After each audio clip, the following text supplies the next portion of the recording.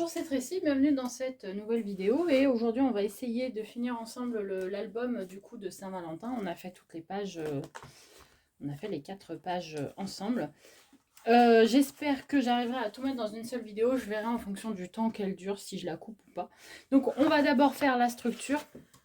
Alors la structure, je vous ai fait un tuto express pour la réaliser très simplement. Je vous mettrai là aussi le lien dans la barre d'infos.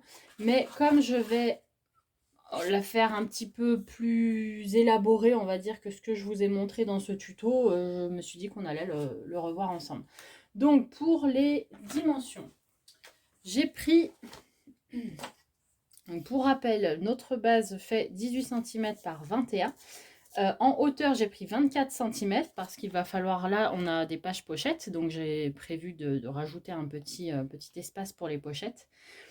Donc voilà, je voulais avoir quand même assez de place pour pouvoir faire mes pochettes. Et dans ce sens-là, j'ai rajouté 2 cm. Donc on a un album de 24 par... qu'est-ce que j'ai dit? De 24 cm par 21. Non, par 20.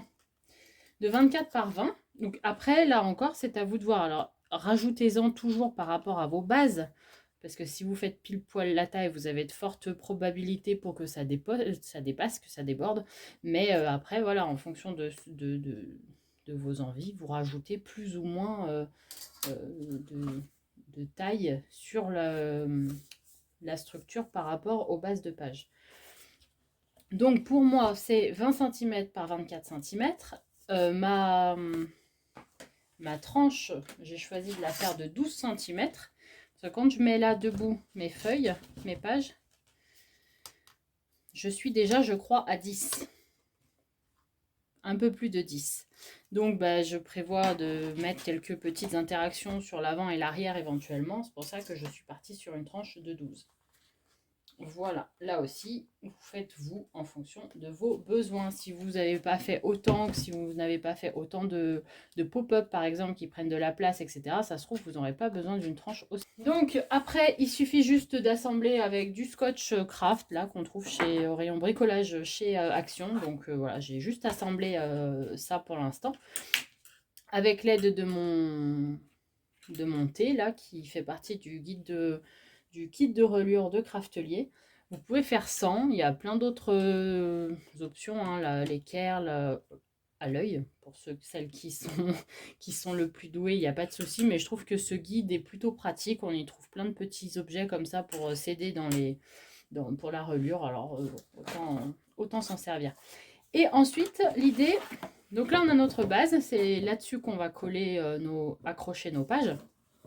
Et j'avais envie pour cette fois de rajouter comme ça 2 petits espaces et puis l'idée ça va être de l'accrocher avec des aimants. Alors j'ai rarement fait ce genre de structure, j'accroche rarement avec les aimants mais ça change un peu donc je vais essayer. Du coup pour l'instant on fonctionne exactement de la même manière, j'ai juste rajouté un deuxième morceau de 12 cm comme le premier pour la tranche et un petit morceau là de 6 cm qui va être sur l'avant. C'est pareil, vous pouvez aussi choisir un morceau qui fait toute la largeur, vous pouvez choisir qu'il fasse que la moitié, etc. Moi, je suis partie là-dessus, ça me semble pas mal. Mais il n'y a pas de règles là non plus. En même temps, il y a rarement de règles de toute façon au scrap. Donc voilà. Ensuite, on va coller, hop, notre morceau.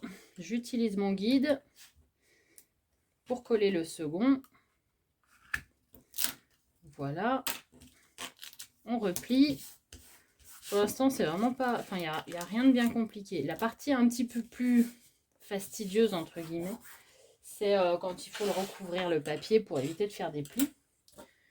Mais ça, c'est pareil, je vous l'ai montré dans le fameux tuto express, là. Donc, voilà, je vais voir, je vais peut-être le refilmer. Mais ça risque d'être un petit peu long, du coup, pour une seule vidéo. On va voir. Hop. Hop. Et hop. Alors, pour ma structure, j'utilise alors c'est du calendrier, mais du coup, quand j'en ai pas, là j'ai eu de la chance. Ce monsieur m'en a ramené un certain nombre du boulot, mais quand j'en ai pas, j'utilise de la cartonnette, enfin, je sais plus comment ils appellent ça chez Craftelier, cardstock ou je sais plus, de 1,5 mm, 1,5 ou 2 mm. Je Je vais vous remontrer ça. Voilà, c'est des produits comme ça. Donc de la cartonnette là, je crois que 2 mm elle fait. Alors ils les font en 20 par 20, mais comme je fais régulièrement des albums plus grands que ça, je les prends aussi parfois en format calendrier. C'est très pratique parce qu'on peut vraiment faire à la mesure que l'on souhaite. Pour les gros albums, je recommande quand même de rester sur quelque chose d'aussi épais que ça, donc minimum on va dire 1 mm. La cartonnette toute fine des boîtes de céréales ou des pâtes, je suis franchement pas convaincue pour un album aussi grand. J'ai déjà tenté de le faire et ça a tendance à se casser la figure parce que mine de rien les interactions sont assez lourdes, les pages sont lourdes et donc je vous le recommande pas. Maintenant, testez et vous vous rendrez compte par vous-même. Alors ensuite je vais prendre des aimants comme ça. Ce sont des aimants, je crois, de 2 mm. Les autres, parce que d'habitude, pour mes albums, j'utilise ceux-là, donc ils sont plus fins. Et pour les pages, ça va bien, mais comme là, on veut quand même accrocher de la cartonnette et d'un album assez gros, je pense qu'on va plutôt partir sur quelque chose d'épais comme ça. Et l'idée, parce que le problème des aimants épais, c'est que, ok, ils tiennent très bien, mais l'inconvénient, c'est qu'ils sont tellement épais que quand on met le papier dessus, ça se voit à travers. Donc l'idée, ça va être de creuser un petit peu la cartonnette pour pouvoir y ranger ces morceaux. Et puis derrière, quand on va recouvrir, je vais en mettre 3 pour être sûr que ça tienne bien. Donc 3 ici, je vais tout me noter. Alors avec la règle, hop, pour faire en sorte que ce soit bien droit. Donc le premier, on le mettra à 2 cm du bord, en haut. Le second à 2 cm du bord du bas. Et le dernier au milieu. Donc 24, 12. Voilà. Je vais me décaler peut-être de 1 ou 2 cm. On va dire 2, pardon. Et je vais creuser. Voilà. Et on va creuser, alors plutôt dans ce sens-là, je vais les mettre. Je vais creuser pour essayer de me faire juste un petit espace et y mettre mes aimants. Alors, à l'aide de mon petit pic, là, donc vous pouvez utiliser n'importe quel outil pointu, hein. J'utilise ce pic là, j'essaye d'enlever la première couche en fait de la cartonnette et donc je vais y mettre de l'adhésif et comme ça normalement quand on passera, alors sachant qu'on va avoir en plus 2 morceaux de papier, il va y avoir le papier qui recouvre du papier fin plus le papier derrière que vous mettrez pour décorer, donc on le verra plus du tout. Voilà l'idée. Je vais finir de faire ça hors caméra parce que c'est quand même un petit peu long et fastidieux. On va le faire une première fois ici et une seconde fois ici en essayant de mettre en mettant nos aimants au bon endroit évidemment. Donc pour ça, comme d'habitude, je vais vous le montrer tout de suite avec le premier pour. Donc ce que je vais faire, c'est que je vais coincer lui comme ça. Le deuxième, vous le mettez par-dessus. Vous mettez à nouveau un morceau d'adhésif. Voilà. Et comme ça, hop, lui, il est en trop. Alors quand on va le replier, la difficulté c'est de faire, de bien le faire aligner, de bien les aligner. Hop, on aligne bien correctement. Et on essaye de faire adhérer le deuxième morceau d'adhésif sur le support. Et vous ferez ça. Donc ça vous permet de savoir où creuser. Et donc on va le faire avec les autres aimants. Alors j'ai creusé tous mes petits espaces là. Et ça me permet voilà, de le refermer. Et ça tient très bien. Je suis même surprise que ça tienne aussi bien. J'ai vérifié avec du papier très fin. Une fois qu'on le met dessus, on le voit assez peu. Et donc quand on aura collé le papier décoratif, on ne verra plus rien. Voilà, c'est une des manières de mettre des aimants assez épais sans être embêté par l'épaisseur, sans être embêté pour les cacher avec les papiers. Voilà, alors ensuite, pour le reste, bon, je vais quand même vous le faire là, vous le filmer, mais comme je vous ai dit, je vous l'ai montré dans le tuto express comment recouvrir la structure. D'abord, on va recouvrir l'extérieur de notre album. Donc j'ai mis de l'adhésif.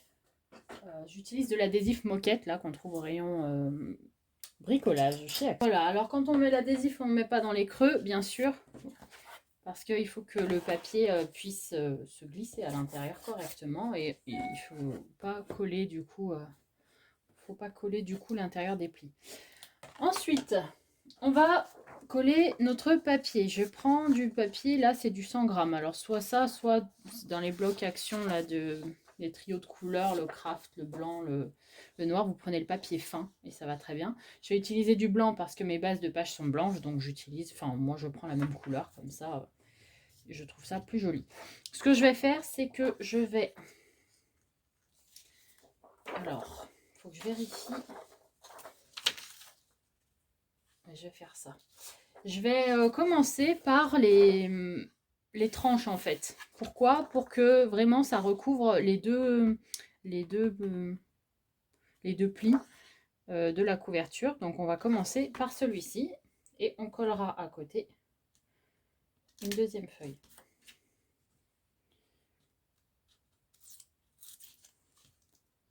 Alors, je commence par ça pour être sûr que la feuille recouvre bien les plis. Parce que si jamais je me retrouve avec un bord à l'intérieur du pli, ça va se voir. On va voir à travers le truc. Ce sera pas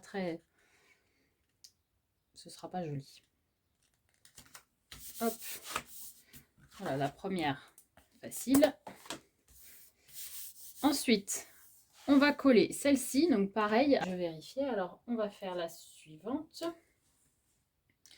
Et la suivante, on va la mettre un petit millimètre sur la première.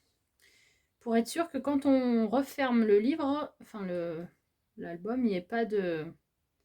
Ça se décale pas. Hop là. Voilà. Parce que si vous mettez pile poil l'un contre l'autre, parfois quand vous allez le replier, ça va tirer le papier et vous allez avoir un petit décalage. Hop. Voilà. Ensuite, on va pouvoir faire nos deux extrémités. Donc, toujours de la même manière. Toujours un petit millimètre sur le précédent. Hop. Voilà, on voit que là, ça nous fait une petite épaisseur due à l'aimant, mais qui sera recouvert par le papier. Donc, ça ne devrait pas poser de problème. Et enfin, faire le dernier côté.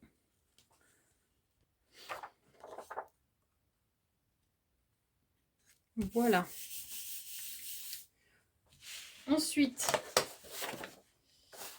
alors, je vais utiliser un autre outil qui fait partie de la trousse du kit de reliure de Craftelier, c'est ça.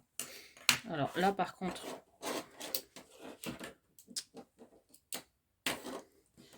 elle est un peu grande. On n'a peut-être pas besoin de coller tout ça.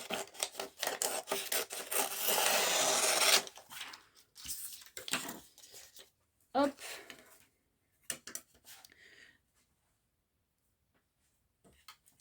On va se tracer les traits.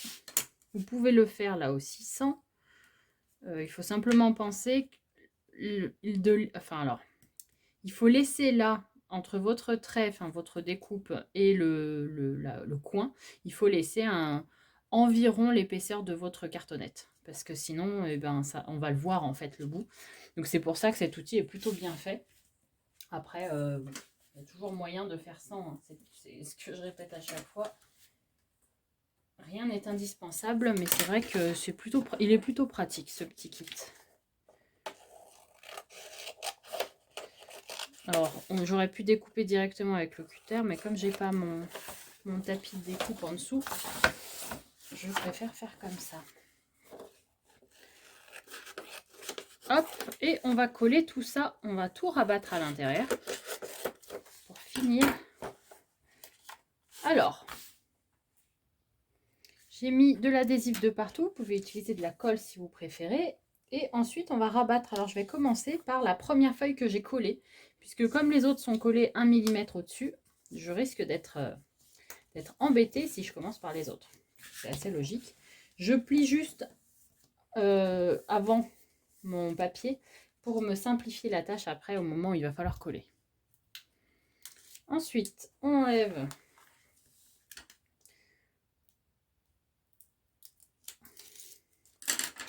hop, et voilà. Je vais avec mon plioir, je ne sais pas où il se trouve, comme bien souvent. Enfin, avec le plioir, avec n'importe quel... Il faut juste qu'il ne se soit pas pointu pour éviter de déchirer le papier. Avec n'importe quel outil, voilà, à bourron, vous pouvez plier pour rentrer le papier à l'intérieur. Et normalement, il n'y aura pas de pli. De pli disgracieux sur le papier. Tout est recouvert. Ensuite, on va recouvrir... alors, vous n'êtes pas obligé de faire l'intégralité de l'intérieur. Il faut juste faire, là encore, les rainures. Pourquoi? Parce que quand on va coller du papier décoratif par-dessus, vous allez coller sur les parties pleines, mais vous ne pourrez pas mettre à l'intérieur, là. Voilà. Donc, on va coller du papier blanc là également, et c'est la partie la plus fastidieuse. Enfin, il peut arriver qu'on fasse des plis un peu disgracieux. Normalement, si vous suivez la méthode, il n'y a pas de raison, mais voilà. Ce que je fais, c'est que d'abord, je me mets une petite marque de part et d'autre de mon morceau de papier. Et c'est dans cette marque que je mets mon scotch. Ça me permet de savoir précisément où le mettre et j'évite d'en utiliser de trop. Ah, là, je vais aussi avoir un souci parce que la feuille est un peu courte. Du coup, je vais aussi me noter... Alors pareil, c'est brièvement, c'est juste pour avoir un indicateur, pour savoir où mettre le scotch en hauteur, et enfin en haut et en bas. Voilà, où je m'arrête. C'est approximatif, mais après, là encore, si ça dépasse, ce n'est pas grave. On va coller autre chose par-dessus, donc c'est pas dramatique. C'est simplement que j'ai pas envie que ça colle après de partout et de m'accrocher en permanence à l'album en attendant que ce soit terminé, quoi. C'est tout. On va coller notre morceau de papier, et pour être sûr de ne pas faire d'erreur, le mieux c'est de faire vos bandes les unes après les autres. Donc d'abord on va coller la partie avant la première rainure là.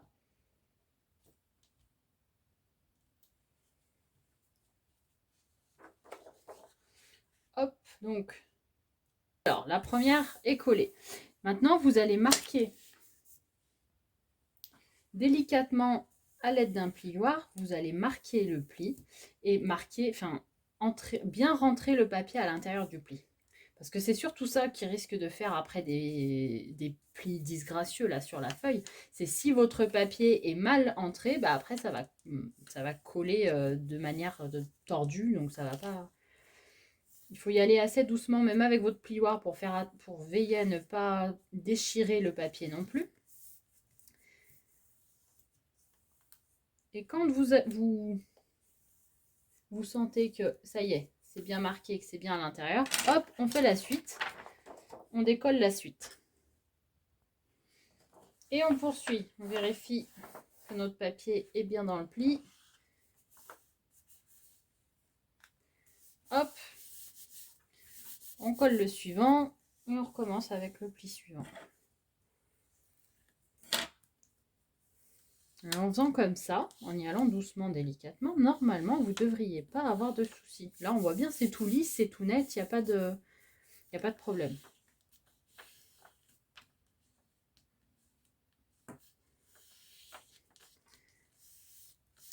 Et on va faire ensuite les dernières. Ah, zut. Hop.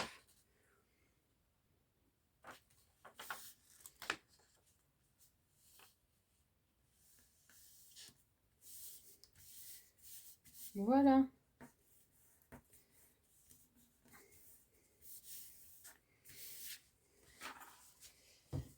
Celui-ci, c'est bon. Il ne vous reste qu'à faire la même chose avec le deuxième. Donc voilà, de la même manière, ma deuxième feuille, bah alors ça tombe bien, on va la mettre vraiment juste à côté de la précédente. Je me note juste la limite par rapport à l'adhésif.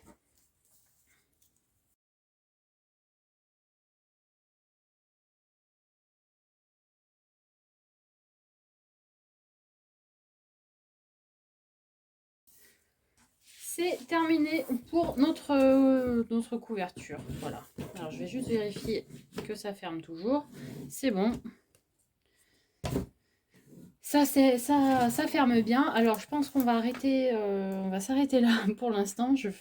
J'espère que cette vidéo vous a plu, que c'était suffisamment clair. Et je vous dis à très bientôt dans une prochaine vidéo.